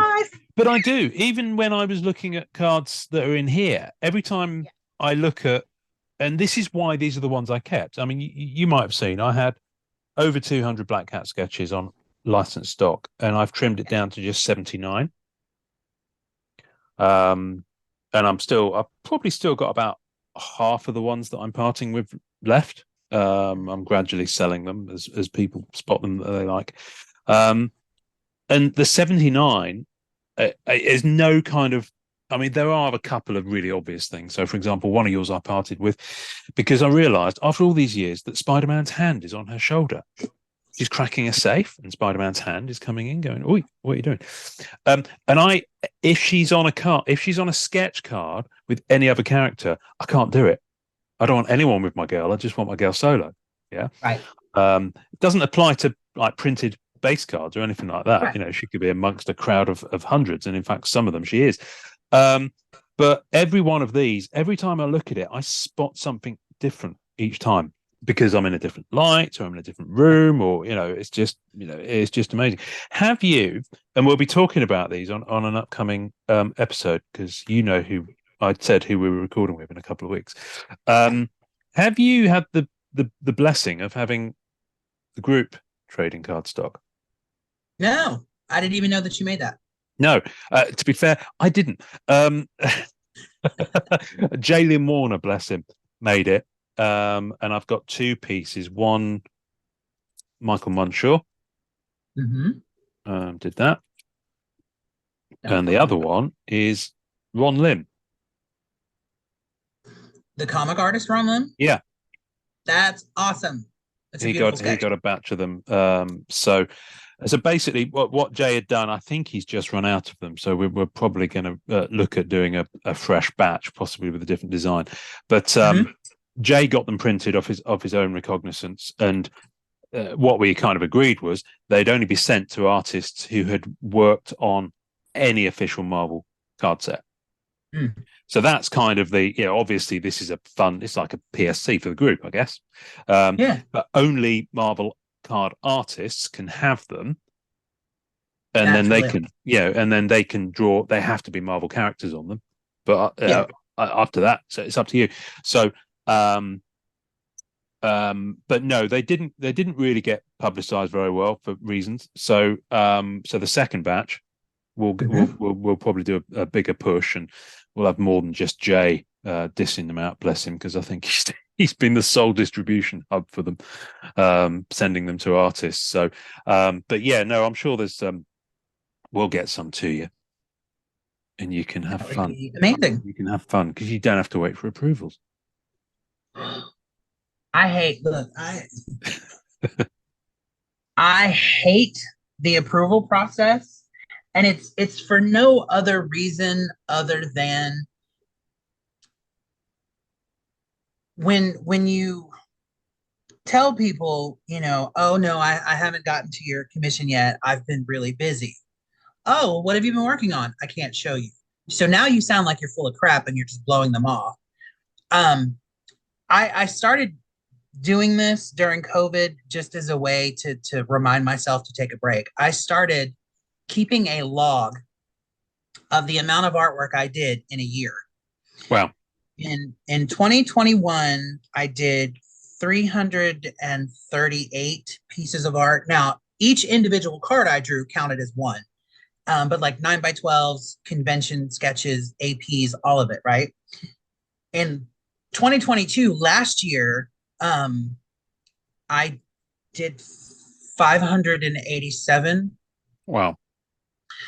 And, when I lived in Florida still, I would go out with my friends. I would be at a baseball game. I would be sitting in a diner at 2:00 in the morning after a movie. And I would be sitting there working on card projects. And I remember my friends, like anytime they saw me with this one particular brown, heavy over the shoulder bag, they were like, oh, she's going to be working. Um, and so now I'm in a relationship now, which I wasn't back then. So, I prioritize spending time with my boyfriend. And actually having a life outside of this space where I work. Um, I just moved in with him and he goes, you will not draw in the bedroom. You will not get up in the morning and go sit at a desk across from the bed where you sleep and work. You need a dedicated workspace.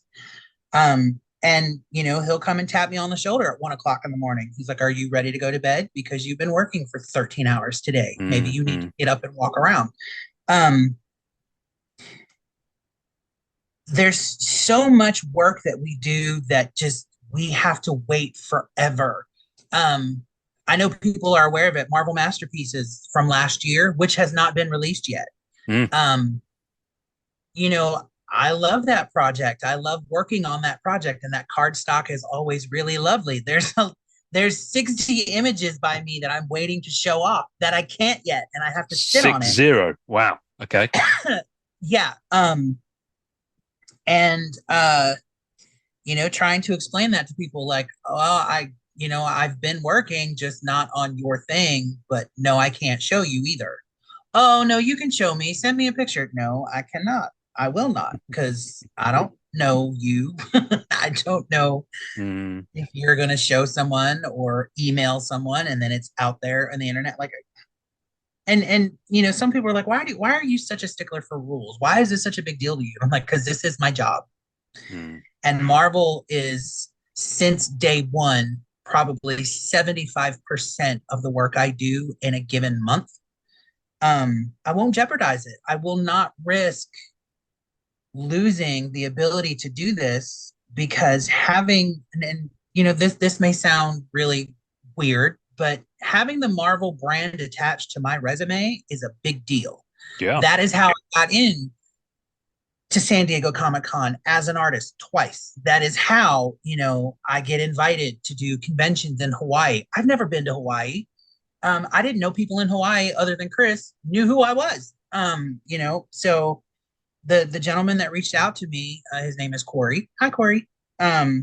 He's like, I've been a fan of your work, and I really love your card art. And, I was asked to find artists for this show, and you were one of the first people I thought of. Brilliant. Yeah.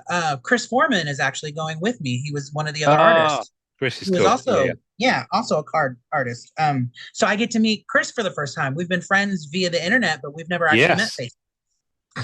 I believe I have a Chris Foreman here. Yes, I do. Yeah. Yay. Yeah. Look at that. It's almost Tomb Raider like, because she's got the thing on her leg. Yeah. I love it. I like all the lasers in the background. Yeah. And it's just, when you are on the other side of the table, when you are collecting and you are not working and you don't know the ins and outs, it's hard to understand. Sometimes you don't want to know. And so, having those conversations, sometimes you're like, oh, you're such a stick in the mud. I'm like, well, yeah, because I don't want to lose this job. I don't want to lose, our current art director for Upper Deck is probably one of the nicest people I've worked for at that company since I started. Is it Matt? 2012? Yes. Yeah. Matt Dunford. And Matt is the first art director since I stopped working for Rittenhouse who actually will respond to my emails with scans, and he's like, Ree, this is beautiful. This card and this one really stands out, and I love that you did all these spider characters, and I love that you did all these different Iron Man suits. I'm drawing guys now, which will blow people's minds. But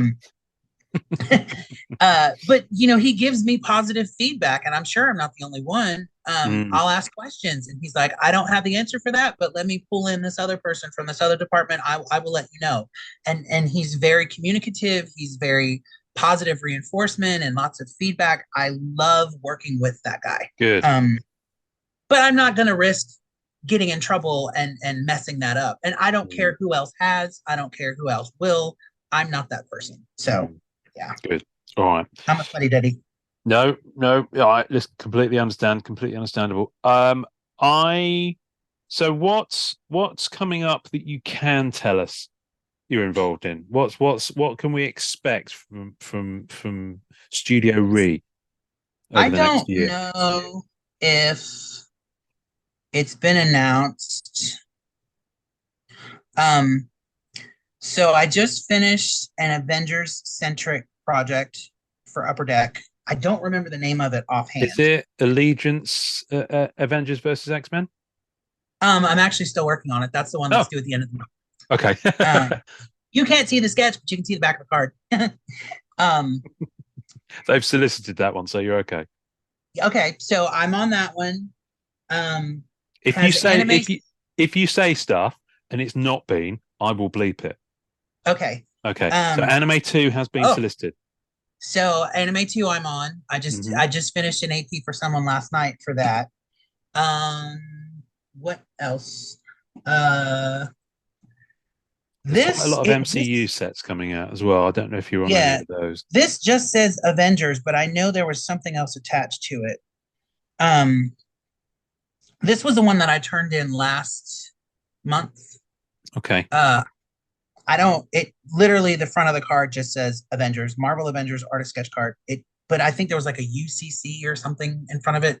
I don't even know what that means. Um, uh, there's a new Women of Marvel coming. Yes, yes, that's been rumored. Yeah. I'm on it. Um, Of course you are. of course. Well, so You are a woman of Marvel. well, one of the best things about Matt was, he would send me things and solicit things, and I'd be like, I'm really not. Yeah, I was like, so I wrote him and I said, premiere masterpieces, anything X-Men centric and Hmm. anything that is female centric, I want on it. Anything else, I could care less about. Yeah, yeah, yeah. Um, Marvel Midnight Suns, uh, which I don't know if that's been solicited or not, but I'm on it. Yeah, it's now there's two ways of describing the scenario here. There are sets that have been officially solicited by Upper Mm-hmm. Deck, and Yeah. there are sets where artists have decided to solicit them by showing the backs of the cardstock. So yes, that has been seen. So you certainly aren't the first on that one. And I'm not sure entirely, what the process is, whether or not they get a slap on the wrist for things like that, but it happens all the time. I think the reason why they try to crack down on that so hard is because all the delays. Yeah, of So course. if you create a fervor for something and Hmm. people are like, when's it coming out? When's it coming out? When's it coming out? And then by the Hmm. time it comes out, they've exhausted their expendable cash on three other sets because they Of got tired of course. waiting Yeah, and yeah, they yeah, lose money. yeah. Um, and it's the same thing around AP approval. It's, someone asked me, actually, this WandaVision AP I just finished, or Mm. this anime AP I just finished. He's like, can I see it? And I said, no. And he goes, why? It's mine. I said, yeah, it is. But if I show you this and then for whatever reason it doesn't get approved, you have to wait for me to get a new card, redraw it, send it in for approval again. And if that doesn't get approved, then you're going to lose interest and you're going to want your money back, which, Mm. if you want your money back, that's fair. But I would hate showing you something that we both love. And then Marvel's like, nah, it's not, you can't send it Yeah, back yeah, in, cut yeah. it up, destroy it, whatever. And then I'm like, I don't want to disappoint you and I don't want to get your hopes up and then have to go like, it's like yanking the rug out from under you. Mm. Psych. um, so yeah, it's, uh, so those projects for Marvel, I'm also doing very apprehensively. I'm doing two projects for two different companies in China. Okay. Um, one of them is Deep Alley Studios. I don't remember the name of the other one because I think when he sent me the email, it was written in Chinese. Okay. um, yeah. I was working with what was that company? Uh, they just vanished last year after people have been working for them for months, and there's actually quite an uproar about it because that particular company did not pay everyone. Hmm. Uh, and I was lucky that everything I did for them I got paid for. But then the last three projects of the year before I started, they were like, "Yeah, so we're going to rebrand. We're not doing this anymore." But two other companies from China got a hold of me, and so I'm doing two projects for them. There's the Red Sonja 50th anniversary from Dynamite. I'm doing that, and I think that's it. Not that that's Well, that's enough. That's yeah, enough. That's enough. yeah. So you're going to a con in Hawaii. Yes, Any other cons people can expect to see you at? yes. I was going to go to Heroes Con and volunteer with the Heroes Initiative booth. If you don't know what Heroes Initiative is, you should definitely look it up. It's awesome. Um, I unfortunately had to cancel that to go to Hawaii because I will be making money in Hawaii as opposed to spending money to get to Heroes. Yeah, yeah. At the end of July, I'm doing GalaxyCon in Raleigh. It's the last Okay. weekend in July. Yeah. Um, Labor Day weekend, GalaxyCon this year is doing Austin, Texas for the first time. So I will be there. And then I will be appearing in Columbus, Ohio for the first time, the first weekend in December for GalaxyCon Columbus. Oh wow. Okay. GalaxyCon is the show that my friend Patty Hawkins works with. And they currently, I think they have 4 shows. They just did Richmond in March. I did Richmond last year. I wasn't able to go this year because I was visiting family in Texas. So Hawaii, the second or third weekend of June, which is Super Saturday Hawaii, GalaxyCon Raleigh at the end of July, GalaxyCon Austin Labor Day weekend, and then GalaxyCon Columbus the first weekend in December. Those are the only shows that I'm slated to go to this year.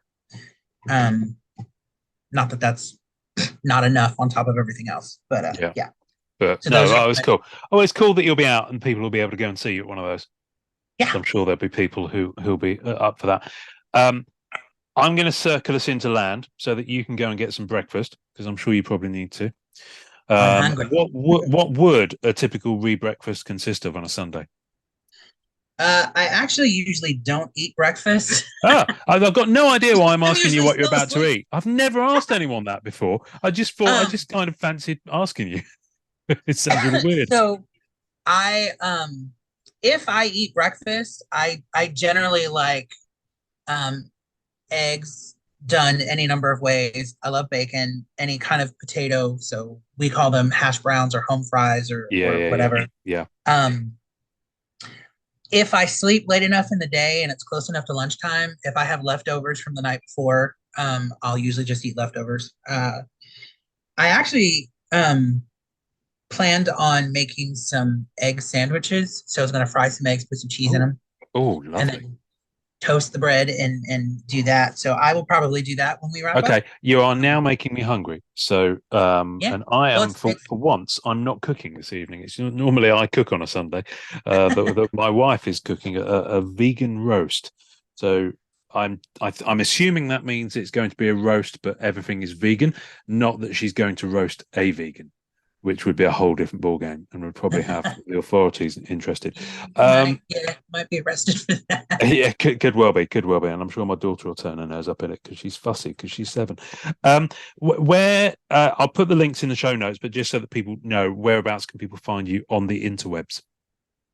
Okay, so you can find me in the MCCW group, and then there's also the Marvel Masterpieces group. MMC, yeah, sister group, so MCCW, yeah. I'm in that one. Mm-hmm. I am a moderator with Lackland and Diana Greenlaw on the Sketch Card Fanatics. So on Facebook, those are the card groups that I'm a part of. I have a Facebook art page that is literally just Rhiannon Owens with the word art at the end of it. On Instagram and Twitter, it's at Rhiannon Druitt, Drewit. I did join TikTok. I rarely use it. That's Rhiannon Owens 724. I don't understand TikTok. I can't do it. The kids these days, I don't know. I can't keep up. I actually have a relationship with a new marker company named Olo Marker, OLO. So I actually joined TikTok so that we could cross promote. Oh yeah, that makes sense. Yeah.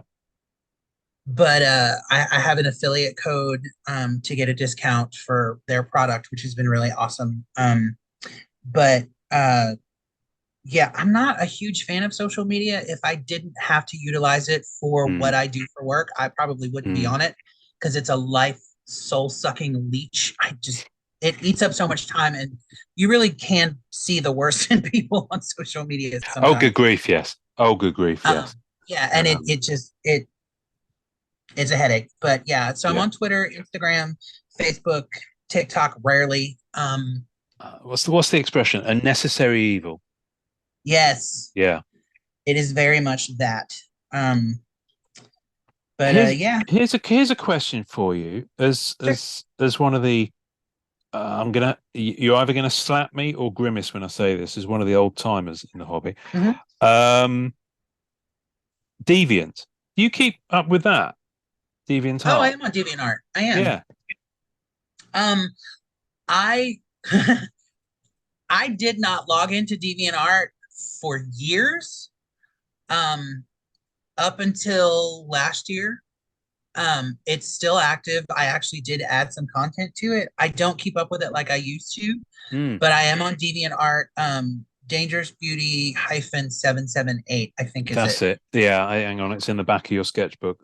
Dangerous Yeah, hyphen beauty 778. yeah. Um, and I have I mean, you can message me on any platform. If you message my art page, I get it directly. If you Yeah. try to message me on my personal page, it goes to a filtered, message Oh, request because if we're message not request. already Yeah, friends. yeah, I yeah, tend to keep my personal Facebook page for like really close friends and family, and I do all my business on all the other Mm. platforms. Yeah, I try and do that.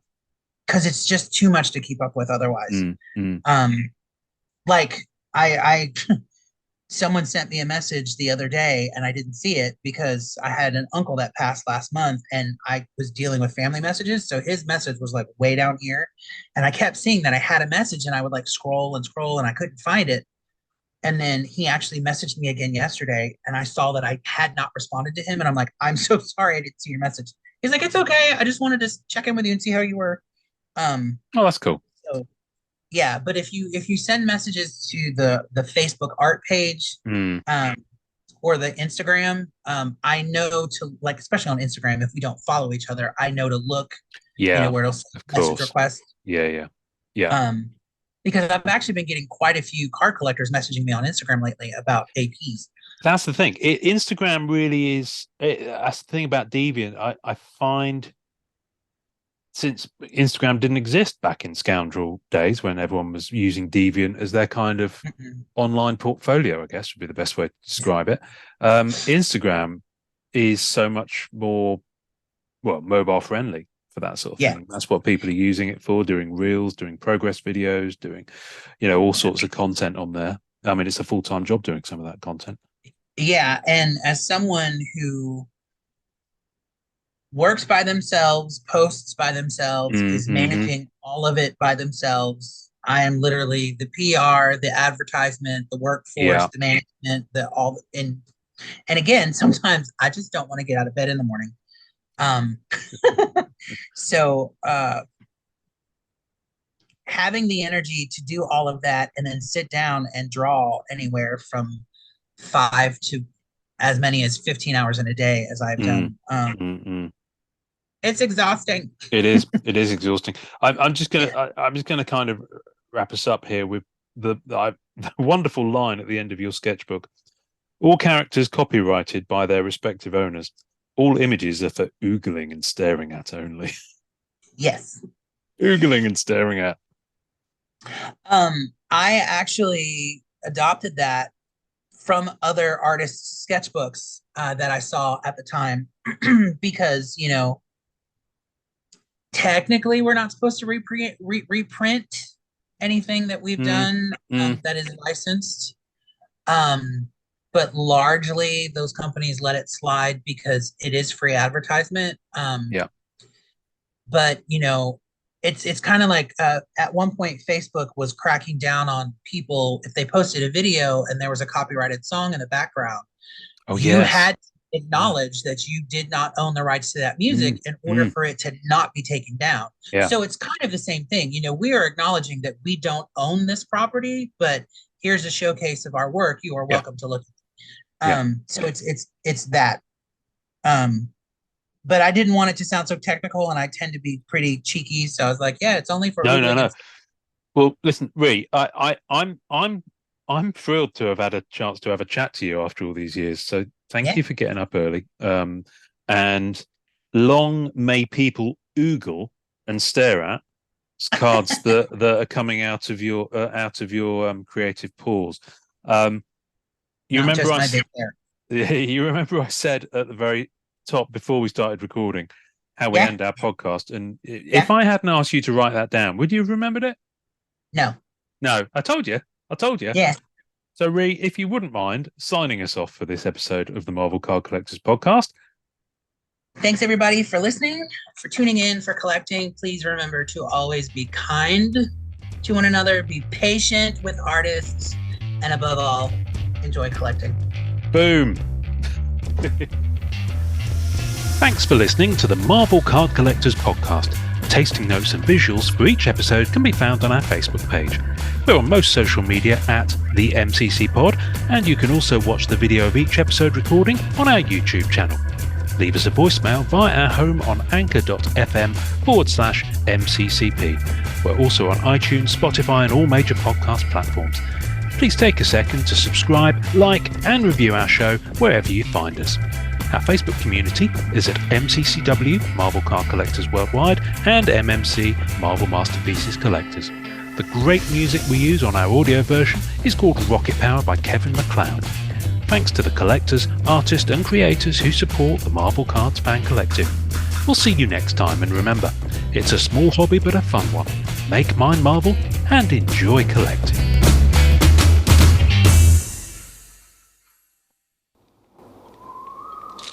The salmon mousse. Darling, you didn't use canned salmon, did you? I'm most dreadfully embarrassed.